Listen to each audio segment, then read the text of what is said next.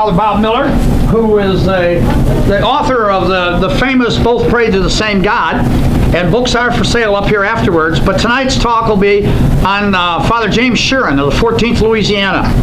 And I was always thrilled and spilled, everybody, so keep your enthusiasm up and enjoy. Thank you. Thank you, Wayne. Thank you. Nothing like coming and finding out that the name of the talk that you're giving on the flyer is not the one that's on my talk here. So, Never but I can. We were close. I've been a preacher for many years. I can ad-lib on a million things. So, anybody wants to ask questions about Jesuits, I can do that. But I won't get into it because we got a short time. But I used to be a member of a religious order called the Redemptorists, and they were kind of at loggerheads with the Jesuits for a lot of years. So this is kind of my way of spitting in the face of the Jesuits by talking about another guy, Father Sheeran, today. You'll enjoy him a lot too. You'll enjoy him a lot. So let me start off with a little story, first of all. A little bit of legend in the story, but it's told in his diary, which I'll mention in a second. Supposedly it took place in April 1862. Place is somewhere in the Shenandoah Valley. Stonewall Jackson, who was, as you all know, a devout Presbyterian, right? He's in the middle of his Valley campaign, but he's not a happy camper this day. He's upset. He's mad with one officer specifically. So he marches over to this officer's tent, and Jackson begins to rebuke this officer for what he considers to be blatant disobedience of his orders, for behavior he considers to be intolerable in his command. And Jackson says to him, quote, he says, "Sir, you ask more favors, you take more privileges than any other officer in my army." There's dead silence. But to his astonishment, this Confederate officer, who happens to be a feisty Irish Catholic priest, looks him directly in the eye and says, "General Jackson, I want you to understand that as a priest of God, I outrank every officer in your command. I outrank you, and when it's a matter of duty, I will go where I am asked to go." It was said that Jackson was so stunned, he just walked out of the tent and didn't say a word. Welcome to Father Sheeran. Now, there's a little bit of legend around that story, but it does introduce you to this guy, and you get a taste of his character, Father James Sheeran of the 14th Louisiana. Fascinating character. I'm writing a book, as some of you know, on the priest of the Civil War now, and this has to be one of the top 5 of the real characters. Just a unique man in the first place, which we'll talk about in a second. A fantastic, amusing human being in a lot of ways. So who is he? James Sheeran. Well, first of all, facts of his early life are a little sketchy. We don't know. He was born in Ireland, somewhere around 1817, 1819.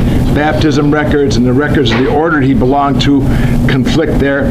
We know he immigrated to Canada about age 12. He went then to New York City. He met a woman named Margaret, and he married her in 1842, and they had 3 children, John and Sylvester and Isabella. He lived for a while in Pennsylvania, and he moved to Michigan, to Monroe, Michigan. That's where his kids were baptized. We know one son, Sylvester, died about 1846. Had a bunch of different jobs there supporting his family. He was a tailor. He was a teacher. Probably received a little legal training. He was an advocate, so he had that type of his personality. But the event that turned his life around was the death of his wife. Margaret died about 1849. It wasn't a long marriage, 7 years, but the one thing that marriage did for him, and maybe some of you can relate, it got him back to church. He had not been a particularly religious man, but his wife was, and he regretted that. In his journal, he actually makes a comment that he was a very prosperous man in a lot of ways, had a lot of luxuries, but he'd always felt a little distant from church, and he regretted that, but his wife helped bring him back. Well, after his death, her death, his life took a very different turn. He apparently put his children into Catholic schools or convents. The history is a little vague on what happened to them. One daughter went into a convent, a Pennsylvania convent, where she actually died at age 18. The other son, they kind of lost track of, don't know his history exactly, but we know he died at the age of 15 too. So after that, he applied to join a religious order, an order called the Redemptorists, which coincidentally I used to belong to for 20 years. That's where my connection with him came from. So he was eventually accepted in the order. He studied at Cumberland, Maryland, where the Redemptorists had a seminary at the time. He was ordained in September 1858 and sent to New Orleans. Very Catholic city, as you all know it was then, and it probably still is to some degree now, I guess. He was a parish priest there until the war broke out. Now, in the months leading up to the war, he was interested in doing chaplaincy work, and he was already visiting the militia camps. So he was working with the troops as they were being formed in the area. When the war finally broke out in 1861, Sheeran, along with 6 others, requested to be a chaplain for Louisiana troops. There was 2 actually regiments that wanted him, but he was appointed in September 1861 to the 14th Louisiana, and he left with them for Virginia with the Army of Northern Virginia. Now, how do we know about this guy Sheeran? We know about him from this magnum opus book. And this is hot off the press, literally 2 years ago. This is a full version of the shorter version that was done a number of years ago. This is a much abbreviated version of Sheeran's life. This is the full one, and I had the privilege of being asked to participate in it a little bit. I did some work on some of the footnotes. This is his unabridged diary. This is an amazing document. It really is. Covers a little less than 3 years of the war. It's one of the longest Civil War diaries of any Civil War personality, period. It's 2 volumes. It's leather bound. I've actually held the original ones in my hand during the archives in Baltimore, an amazing piece of work, over 1,600 pages long. So quite an amazing document. Now, he intended it to be kept by his religious order, and then when he died, he says, burn it. Well, a lot of things never quite happen that way, and I wouldn't be here today if he had, because the diary is with us. It is a fascinating read. It's long, but it's fascinating because Sheeran was a guy who endured what the troops endured. And he was a soldier. And so he went hungry. He went homeless for a while. A couple of stories I know about him literally falling off his horse because he was so tired in the marches at night. He was frozen and soaked and didn't have enough food like all the rest of the soldiers did, but he was never too tired to do his work, to do his ministry in a lot of ways. So in terms of a literary style, the book is very well written. He's a very intelligent man. He's very well spoken. He has an eloquence to his writing, kind of a depth of feeling. You know, you read a lot of journals, except the ones that Bruce, of course, have done and Wayne. They're kind of flat and dry. But Sheeran's is lively. It's lively. It's stories, it's anecdotes, and it's really a fascinating read. It's not so much a spiritual journal. If you want to get spiritual stuff, you don't read Sheeran's book. It's more of a chronicle of wartime events and what he sees going on around him, descriptions of battle, but from his perspective. And he is very biased as a Confederate. See some of that a little later on. You never have a problem figuring out what Sheeran feels, because he'll tell you. We'll read a few quotes on that a little later on down the road. His opinions are all over the place. So one of the results in here is, technically speaking, there's a lot of inaccuracies. Like when he starts quoting who was killed in battle, how many were killed, it ain't nowhere close. Because, of course, it always comes out that the Confederates lost less and the Union lost hundreds of thousands, you know. So his descriptions of battles are kind of cockeyed, and a lot of hyperbole, strong emotions. What's the word that people used to say? Bloviating? A little bit of bloviating going on here. That's Sheeran's style. He's a passionate guy. He's educated, he's well-spoken, dedicated, but he could be feisty. He could be very cantankerous, snobby at times. He had little patience with people he didn't like. If he didn't care for you, you knew it pretty quickly. He had a little bit of argumentative style about him, and we'll read a story or two about that. But he could work with anybody, though, if he wanted to. He could talk to generals, talk to the soldiers, could talk to civilians. He was a guy of the common man. I want to read a couple of quotes in here just to give you a flavor of him. Here's how he describes himself in his journal. In one place, he says, "You must perceive there's no double dealing about me. I am honest and fearless. I always do what I conceive to be my duty without respect to any person." So that's his own self-description. Now, just a word about his career, very briefly.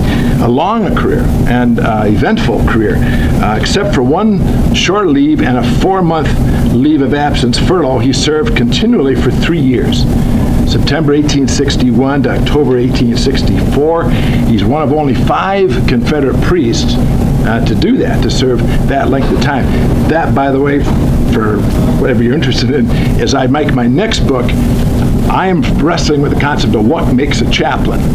Because everybody uses that word all the time, and the criterion I'm using for full-time is 3 years. There's not that many people that were 3 years. So he's one of those guys who was an amazing man. He was probably a short guy. The few pictures we have of him, I wouldn't want to run into him. Because you ever had those old people in school that are stern and tough, you never wanted to go before him. That's what he looked like. He's never smiling. He's like a schoolmaster, kind of a stern little look to him.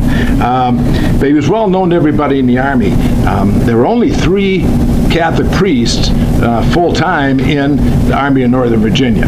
One was Father Sheeran, one was his compatriot, Father Smulders, who was also a Redemptorist, and one is the Jesuit, and there's a brand new book out about him, just came out a year ago, Father Hubert, a Jesuit of the 1st Louisiana. He's actually the first chaplain of the Confederacy. Sheeran was in every major battle of the Army of Northern Virginia. He was only missed a couple, Antietam, because he was with A.P. Hill. Got there late at the end of the battle, and he missed that part. He was not at Fredericksburg. The 14th was in reserve that famous day at Fredericksburg. So those are the only 2 he wasn't really involved with.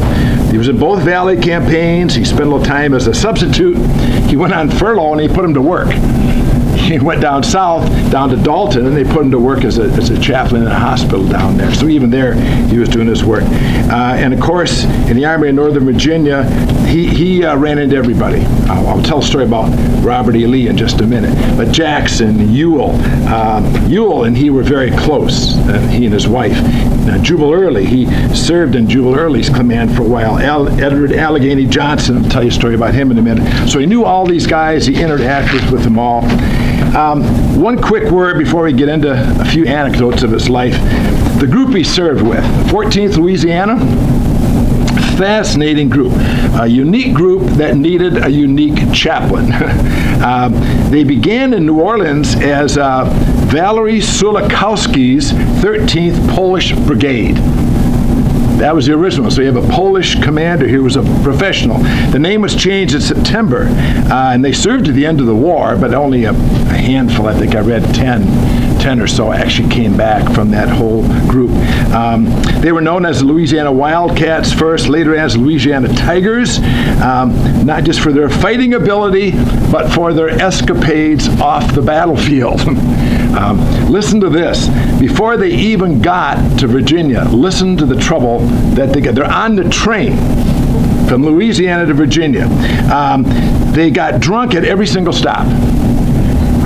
Apparently, General Beauregard's supplies were on that train. They found him and broke into his supplies, stole all of his liquor and half of his supplies. When some of them were imprisoned for doing that in the building, they set the whole building on fire. And then, later on, when the troubles went on, some of them were actually shot and killed by Valery Sulikowski, who was, as I mentioned, a professional Polish soldier, and one whole company was disbanded, literally. So this was a tough group of guys, but believe me, Sharon is the guy for this group here, so he's more than their match. So let's, I want to just talk, we could talk about a lot of things. I want to highlight 3 traits of Sharon that really kind of set him apart in this journal a little bit and kind of guide everything he did. Maybe just tell a few anecdotes, okay, about that. Just a couple of things from the journal that are fascinating stories about him. The first thing I want to talk about is his outspokenness. Very outspoken about doing your duty and defending the Confederate cause. Sharon was no respecter of persons. We'll see that in a second.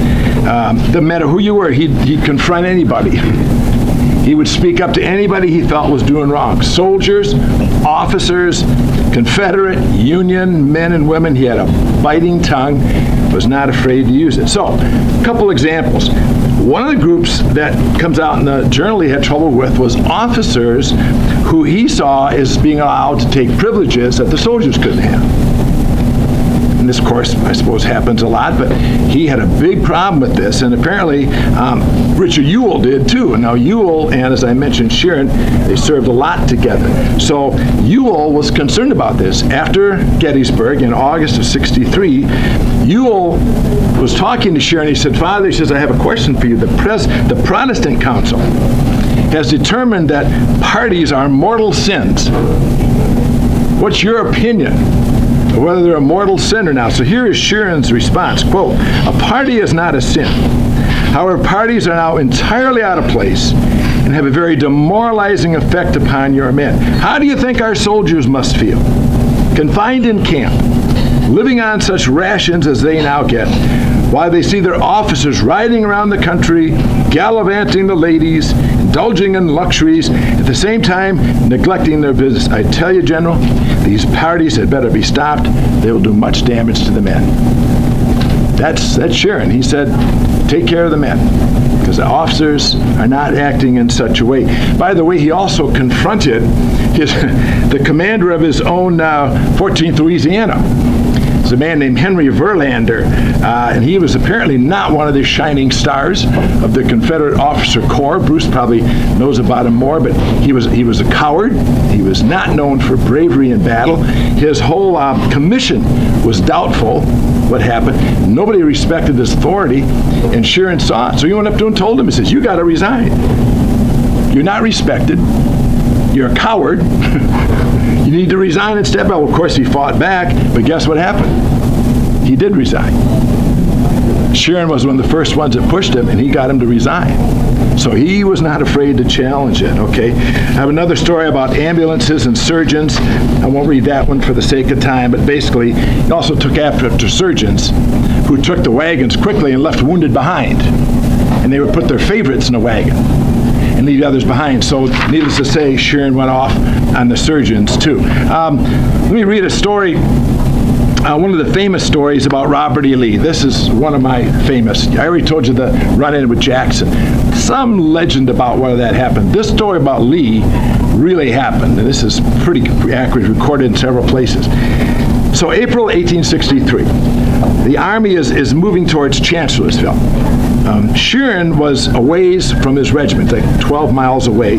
His horse is in Richmond, so he's not able to move around very much, and he can't follow the troops easily. So part of the problem was because there was Catholics all over the Army, not just in his regiment, he would have to try to go between regiments, between corps and things like that, and he had to get passes every time he did that. It was a pain in the rear. So he said, if I'm going to visit these people, I want a general pass. Just let me go where I can in the Confederate Army to minister. Well, where do you get something like that from? Well, you go to the top of the ladder. So he said, I'm going to go to Robert E. Lee. So after morning mass, he and Smulders, who was in the 8th Louisiana, went to the tent of Robert E. Lee.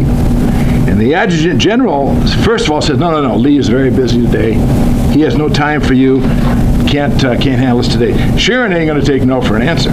He says, no. He'll see me. He'll see me. I mean, he won't refuse me.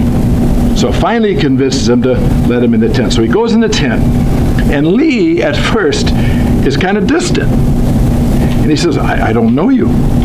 He says, you should have gotten permission from your brigade commander. You don't just walk into my tent without getting permission from your brigade commander. And Sharon responds, says, it's just to avoid this trouble that I came to you in the first place. I'm not asking favors that are for us, that are greater than anybody else. I just want to be more effective in my ministry. And Lee says, sir, you are just like any other officer. You should not expect privileges which you do not have. Sharon, quote, I then became a little warm at this unexpected refusal. And I said, General Lee, you say you do not know me.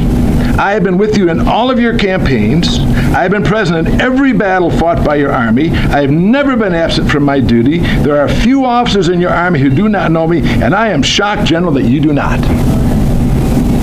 And supposedly, according to this journal, there's dead silence for a moment. And this is Lee's response. Sir, just now I recognize you.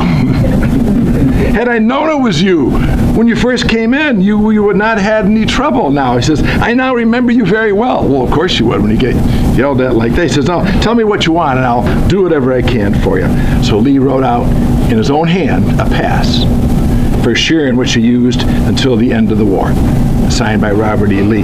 So the follow-up to that story is 2 months later, in June of 1863, there was a division review, and of course they're all marching by, and Lee recognizes him and singles him out. And Sheeran writes this, quote, said, "Lee did not allow me to escape his notice, and he extended his hand to me in a most cordial and friendly manner. This mark of respect and friendship attracted universal attention. I was the only one of all the chaplains he seemed to notice." I wonder why. So that's Sheeran. One more word, just real quick. Sheeran was a strong defender of the Confederacy. We can get into speculation, which you know better than I. He was an Irishman, and so he brought with him that whole Irish resistance to British and that whole thing. That was the inner energy behind him, I think. But he was a staunch anti-abolitionist. Here was his logic. His logic is that a deal had been made between the states in the beginning to tolerate slavery. That's the way the Constitution had been written. The deal was made, but the North had broken it. The North broke this agreement. So he talks about the radical abolitionists and talks about Abraham Lincoln's actions. He's not a fan of Lincoln at all. So therefore, he says the South doesn't have to honor the Constitution anymore. So he never talks about slavery. Slavery never comes up at all, and no reason to explain it for him. Sheeran never attempts to rationalize it. But it comes up several times in his novel, in the journal, because he meets people. And he'll treat Union soldiers. You know, he'll sometimes work the Union. Well, every once in a while, one of the Union soldiers starts talking to him. Well, that sets off some interesting examples. So let me read you one after Cedar Mountain. In August 1862, there's a wounded Union prisoner. He's treated, and they have a few moments, and the Union soldier decides he wants to discuss the war with Sheeran. That's a bad thing to do, by the way. So here's what he writes. He says, "I devoted to the captain an hour of my time, during which I introduced him to a world of ideas altogether different from that hitherto which he had been traveling in. The captain denied he was in favor of Lincoln's administration, but my advice to him was this, quote, 'My good man, try to remember each night before you go to bed the number of times Abe Lincoln has perjured himself by violating the Constitution since his introduction into office. Then put your hand over your heart and ask yourself in God's presence whether in fighting for a perjured president you're fighting for the Constitution of your country.'" That's Sheeran. And I could quote you 3 or 4 more of those. He is not shy about speaking up when somebody engages him in conflict. So he's not a shy man. You knew where he stood. But as I said, he's a man of God. He's a Catholic priest. So let's talk for the second point about his ministry. He was fearless and faithful in his ministry. Let's just talk about that for just a second. What did he do? His work was kind of the work of all priests during the Civil War, basically tending to the spiritual life of the Catholics he found. Obviously, it was mostly Confederate, but if he ran across Union soldiers who were wounded, he would minister to them as well. He would care for the wounded after the battle. That was a frequent job. He was one of the active priests. There were some that were not so, but he would be out there close to the battlefield. And there's a fair number of priests in my book that are clearly recognized, and they go up and standing immensely in the soldiers' eyes. When you see the priest out there, the bullets are flying around, and he's out there ministering to them, they go up in the standing of the troops. And Sheeran was one of those guys. So he would minister in the hospitals, although he was not a, shall we say, a warm pastoral presence. Because he's so irascible, he was not the kind of guy who wanted to spend a lot of time in hospitals. People like Hubert here, much kinder man, very much smoother than Sheeran was. So he would spend time in hospitals, but what we kind of call on the trade a quickie. He'd come in and say, "God bless you, take care," and move on to the next one. So a little more quick. He, as I said, Catholic chaplains are kind of rare. Only 3 in the Army in Northern Virginia. In my book, I'm accounting for 119 Catholic chaplains. When I started off, it was around 109. Now I'm up to 119. I keep discovering new ones. Only 51 are Confederate, and only 26 do I consider official in some way, shape, or form. In other words, delegated by some governmental authority to do it. So he traveled everywhere. Now, what do? Well, obviously, one of the things you do as a Catholic is hear confessions, don't you? So that was one of the big things that Catholic priests did routinely. They would hear confessions all afternoon sometimes, all day, before battles. For some reason, I think we all know why, before a battle, if there's a battle coming up, people wanted to go to confession very badly. And then on the battlefield, if you're wounded, no wonder you want to see a priest right away. So he was very busy on that time. A couple stories in here about how he heard confessions all afternoon, sometimes all day, when he was not feeling well because he knew there was a battle coming up. There's stories from other chaplains who literally hear all night long, literally. 8, 9, 10, 12 hours in a row, just hearing confessions. And there's a story about Father Cooney out of Notre Dame, who actually was raining, and so the soldiers rigged up 3 bayonets on a tripod and put a tent on top of it, and so he was underneath there hearing confessions all night long. So in some stories, you hear stories of priests giving what's called general absolution, if you're familiar with Catholic tradition, which is where, like, I would absolve all of you right now, and you wouldn't have to confess your sins individually. Well, when you're going into battle, that's a pretty powerful thing to do, and Corby is the one who's famous for that on the second day at Gettysburg. No record of Sheeran ever doing that, though. Maybe he did it, but we don't know. Pretty much it was individual. The other thing that you have to say a word about is, of course, saying Mass. That was the key, is trying to say Mass every day, which obviously was not possible when you're on the road a lot. Try to always do it on Sundays. But preaching. Preaching is, America's a Protestant country, basically, right? That's our roots. And so preachers had to be good, even if you're a Catholic. And Sheeran was a marvelous preacher. He was very good. He was part of an order, the Redemptorists, my old order, were preachers. And if I got a big mouth, that's probably where I get it from, is my old Redemptorist roots of preaching. So whenever he preached, even the Protestants wanted to hear him, because this guy was interesting. You didn't fall asleep when Sheeran spoke. So we would go to, sometimes the armies would be passing through a city, and he would go to the church, right? And he would try to get a good night's sleep in the rectory, with the priest, and get cleaned up and get a meal. Well, then the priest would say, Father, why don't you say Mass this weekend for the people? Oh my God, the church would be packed, because you'd have the chaplain, the Confederate chaplain, and people would just pack the church to hear Sheeran speak. Here's a great quote, and I want to just read this one. After the Battle of the Wilderness, this is one of his more poignant quotes about the work that he did. And I like this. This is May 21st, 1864, after the Wilderness. He says, quote, "One of the most fatiguing nights of my entire life. I was pretty well worn out by the incessant labors of the past 2 or 3 weeks. I was near to giving out this night. Sleep had overpowered me. Being no longer able to remain on my horse without exposing myself to falling, I dismounted. And so I led my old gray horse. Well, that was no better.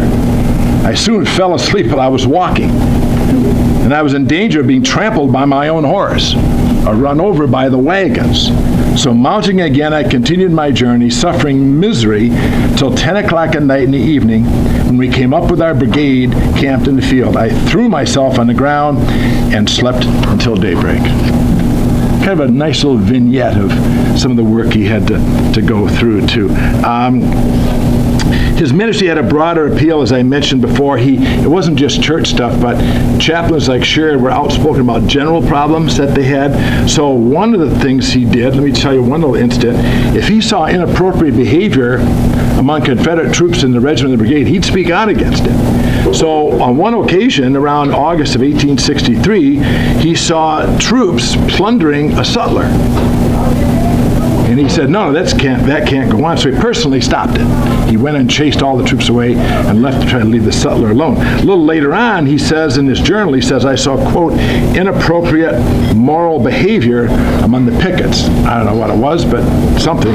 So what did he do? He had Mass the next day, and he spoke about it. He spoke about seeing the pickets, and he saw what you do. He denounced them. And this is something he did 3 times. He says, I am leaving this regiment. I am not going to be chaplain anymore if this behavior goes on. I'm leaving tomorrow if this behavior does not stop. And after Mass, he walked out. Oh my God, there was a massive response. They were all coming up to him and said, oh no, Father, don't go. We'll change.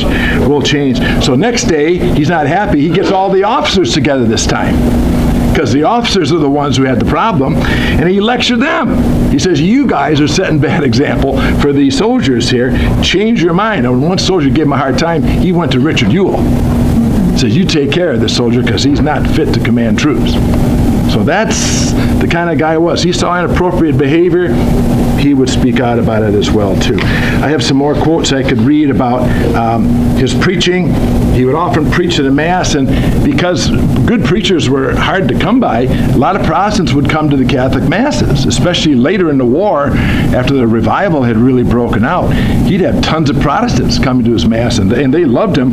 One Protestant officer announced he was going to convert. After hearing Sharon, he says, "You've really convinced me, I'm going to convert." And he says, "I want you to come every week and preach to my troops." Of course, Sharon couldn't do that, but he really loves it too. Now, one more quote before we move on here. Clergy don't often see the results of your work. It's part of the challenge of this job. You minister and you don't see what's going to happen. But here's a nice passage. In February of 1864, he's writing to his ward. He had a young lady that he met early on in life as a teenager, and he got her into a convent school in Richmond, and he would write to her frequently, and she was his ward. So sometimes you get some information about him from that letter. So here's what he wrote to her. In February 1864, he said, "In my checkered life, made up of so many cares and anxieties, God has been good enough to afford me some happy moments, but never have I felt more happy than when I write to you this morning. For 4 days now, Father Smulders and I have been laboring at our respective posts, and God has been kind enough to bless our efforts in a most remarkable manner. This morning, our camp resembles more the appearance of a religious community than a semblance of rough soldiers." Kind of a nice little vignette in that. Okay, third little aspect. Let's talk a little about his wit, his humor, and his courage. Just a couple little anecdotes here. There's 3 or 4 of them here, but I want to keep it moving here and have a chance to ask some questions if you want. As I mentioned, he was friends with the Ewells, right? And if you know your history at all, Richard Ewell got married in 1863 to his first cousin. May not have known that, Lizinka Brown. Well, Lizinka was a strong Episcopalian, and she loved Sharon. So they would have all kinds of dialogues, and there's a couple instances where on a cold, wintry day, she would invite Sharon to come in their tent, and he has a phrase in here, she would offer him other remedies to help warm him up. I think we know what those other remedies were, but he would engage in long dialogues, and he loved that, talking with her. Well, one day he was at their headquarters and with some of Ewell's staff, and apparently one of those officers was an obese man, quite heavy set. He decided he was going to have a little fun with Sharon and kid him a little bit. And he says, "Father," he says, "I'm a big man. Think you could send me to heaven?" And Sharon looked at him and says, "Captain," says, "I fear you have too much to beef about. I don't think I could get you all the way up to purgatory." So then he became the object of laughter. Here is a vintage Sharon story, and I want to read this one in depth because this is a classic Sharon story. Late 1863, he takes the longest furlough of the war, a 4-month furlough, and he went south to try to get away from the war. So he went to Atlanta in December of 1863. Now, he's tired, okay? He's irascible. He's intelligent, and he's outspoken. So he's also bushed, he's tired, he's off. So he's in a car, and as the car is filling up, he refuses to give up his seat to any woman who's entering the train. Now, all the other men are standing. Sharon's the only man left. And the women he refuses to give up his seat because he's tired. And he says, I was unwell that day. And he said, I was indisposed to be able to stand. Well, then, of course, he's now the only male standing with all these people sitting, and so he says nothing, comments being made to him all around, but he keeps responding curtly. Well, then later on, in his journal, he has a revealing episode, and I want you to listen to what he writes about these women of Georgia. Now, women, don't take offense, okay? Any women from Georgia here? Okay, good. We're all safe. Here's what he said about riding on the train with women from Georgia. Okay, saints of God, pious theologians, and men of spiritual experience have universally cautioned men to avoid as much as possible the company of females. But had these masters of spiritual science ever made a railroad trip in a ladies' car in northern Georgia, they would no doubt agree that this would be an exceptional case. Just imagine this. Imagine a company of females with complexions not of the pretty brunette, but rather resembling that of a sunburned potato. Imagine them with snuff boxes and small wooden spoons, filling their mouths with this disgusting pulverized weed. Imagine then that when laughing, they show off their dirty, snuff-colored teeth, exhibiting their lips covered with this disgusting-looking ooze coming out of their mouths, and then take a glance on the floor below, now covered with the surplus tobacco fluid and resembling a duck pond in the spring of the year. It says, I look upon them as some of God's ugliest and most disgusting creatures. It almost sickens me to think of the lemon-faced snuff eaters of Georgia. So I hope there's no Georgia women here, but needless to say, Sheeran was quite a character. Okay, let's talk about his denouement, so to speak. His downfall. We've talked about his stubbornness, his passion, his eloquence. Now let's turn to how his chaplaincy came to an end. Unfortunately, it came out in an unusual way and a quite unjust way, but even in the midst of that, you see vintage Sheeran coming out. Begins after the Battle of Cedar Creek, October 19th, 1864. Remember that battle when the Confederates swept up, and then Sheridan was doing whatever he's doing, and he rides in on Rienzi, remember, and rallies Union troops and pushes them off. So Sheeran had been ministering to the wounded on both sides, and when obviously he was ministering to the Confederates, and when the Union swept back, he found himself on the other side of the line. So he was ministering to the wounded there as well. Well, when he was done, he asked Sheridan's headquarters the best route to return home. Well, they didn't give an answer. We'll come back tomorrow, we'll let you know. So on October 31st, he goes back to the headquarters to ask, and instead he's immediately taken into custody. And he's thrown into prison, and no one tells him why. So now in itself, being captured is not a huge issue. A number of priests were captured during the war. In fact, 3 were captured during the Peninsula Campaign and held in Richmond in the bishop's house, which is not a bad way to spend your captivity, by the way, with the bishop. But Sheeran, so in itself, being captured wasn't a problem, but he was with the worst of the prisoners, and most priests were released fairly quickly. That was not happening to Sheeran, because what had happened was, which he did not know, he had become a victim of a huge mistake. General Phil Sheridan, had confused him with another Confederate priest who will get a good chunk in my new book called Father Bixio. And this is a Jesuit who deserves all the nefarious credit that can be given to him, because he was a tricky Jesuit. Joseph Bixio, he had deceptively obtained a Union chaplain's credentials. Let me be more blunt. He stole them. He stole the credentials of Father Leo Rizzo, who was an Italian, serving with the 9th Connecticut, who had the typhoid at the time, and so he was not in his tent. So he stole his credentials. He conned Union officials into giving him wagon loads, 4 or 5 wagon loads of supplies, supposedly, for the sick. And then he took them south across Union lines into the Confederacy. Well, when Sheridan heard about this, he is just furious. And first of all, he went after Rizzo, because he thought Rizzo, because of his credentials. Well, they found out he was in the hospital with typhoid, so it wasn't him. So they quickly figured out it had to be some other priest. And guess who walks into the lines just at that time? Sheeran. So Sheeran gets arrested. They haul him down to Baltimore's notorious prison, a place called the Old Slave Pen. It's a horrible place. He goes into great descriptions of it, filled with vermin, no beds, things like that. 3 days later, he's taken to Fort McHenry, and he's imprisoned for 2 months there, and still doesn't know why. No clue what's going on.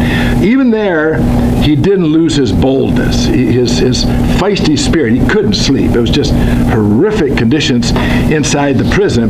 But the biggest problem was the prisoners he was with. So let me just read to you some of his description, because you can't beat Sheeran's words. He says, first night in Fort McHenry, we'd barely laid our weary bodies down, then the inmates of this institution had a quarrel with such obscenity, vulgarity, and profanity as I had never heard before.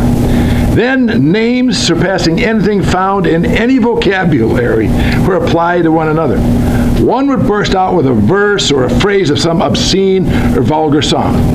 Then somebody would grunt like a hog. The next person would bark like a dog. Another one would quack like a duck. Needless to say, I slept none, for who could sleep? So what would you do? Well, you know what Sharon did? Next day, he walked straight over to those men, and he found out that one of them had been a Catholic. He says, you get these guys because I want to talk to them. And so he got them together and he gave them a lecture. And he says, I don't mind a little recreation. Okay, that's fine.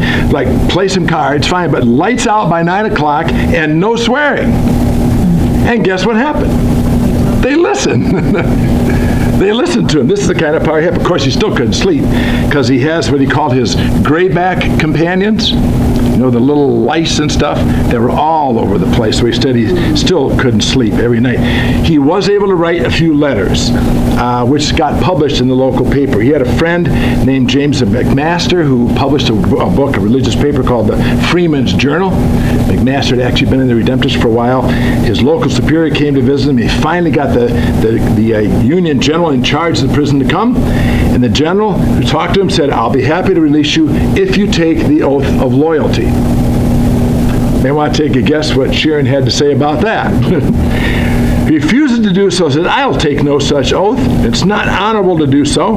I was arrested by a violation of faith, and now this insult is offered. I take no oath. Sharon said, well, you have to go back to prison. Sharon says, I know the way. So he goes on back. Well, finally, as the time went on, his health began to fail. And this became the factor that really recruits. He's 47 years old. By then, he's been 3.5 years straight in the war. So his journal reflects in late November his health. Just a couple of quick entries. November 28th, 1864. I continue to be unwell. My heart is very much affected. I can only with difficulty speak, and my health is now fast declining. As I see no hope of my release, except on dishonorable terms, I resolve to write to Secretary Stanton and demand my release. December run, he writes another one. I can much cast down in spirits. I cannot stand this treatment, both as the food and the atmosphere are affecting me much. Well, right about that time, the good Lord intervened, and his imprisonment kind of became a cause célèbre. And actually, his letter was published in the paper, and Stanton actually writes to Sheridan about him. The other papers knew about it, and people are now working for his release. So finally, December 5th, Sheridan orders his release. But guess what Sheridan has to do?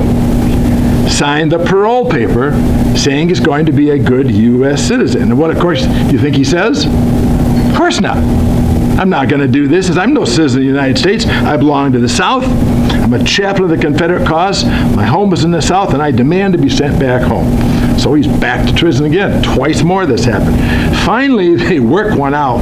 It says, I'll sign one that says I will give no military information to the enemy. And they finally agree on that, and they let him go. And he finally leaves and walks all the way to his Redemptorist house. Luckily, his house, his order had a house in that city, where he spent 3 weeks recuperating. Now, the story's not quite done yet because he still has to get back south. And what does he need to get through the Union lines? A pass. And who's the guy he needs to get the pass from? Sheridan. And so he writes a journal, I have to talk to the lion in his den. So he finally goes to meet Phil Sheridan. And so there's famous 2 stories in here. First of all, Sheridan refuses to give him the pass. He says, you put me here. You told me to go home. How can I go home if you don't give me a pass? Okay, so go back. They go back and forth and arguing, and Sheridan is saying, you haven't treated me fair, da-da-da. What's supposed to be honor among Union officers, where is it? Sheridan says, come back tomorrow. So he comes back tomorrow, and Sheridan's still trying to defend it. Sheridan has nothing to do with it. Finally, Sheridan makes a half-hearted apology and admits, we made a mistake. We arrested the wrong man. Sheridan said that's all the satisfaction he made for the energy done, but he left.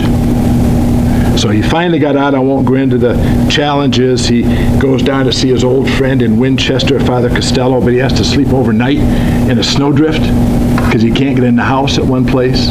So finally he gets back to his Redemptorist place in Baltimore and in New Orleans, where he originally came from.